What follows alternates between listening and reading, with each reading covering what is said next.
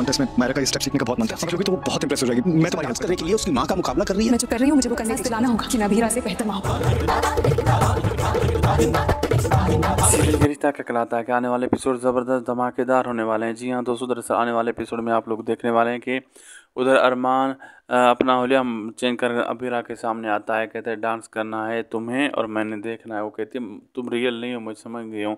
अरमान कहता है कि मुझे पता है कौन से मायरू स्टेप पसंद करती है, तुम ये वीडियो देख कर डांस करो, मैं समझ जाऊँगा, तुम्हें ये बताऊँगा कि ये स्टेप सही है तो फिर तुम जीत जाओगे। उधर डांस कंपटीशन भी शुरू होता है आपस में, गीतू का अरमान उधर माया अबीरा का। तो उधर गीतू दादू कहती ये डांस कंपटीशन मैं जीतूंगी क्योंकि मैं ये साबित करना चाहती हूँ मयूर के सामने कि अबीरा अच्छी माँ नहीं, मैं अच्छी माँ हूँ।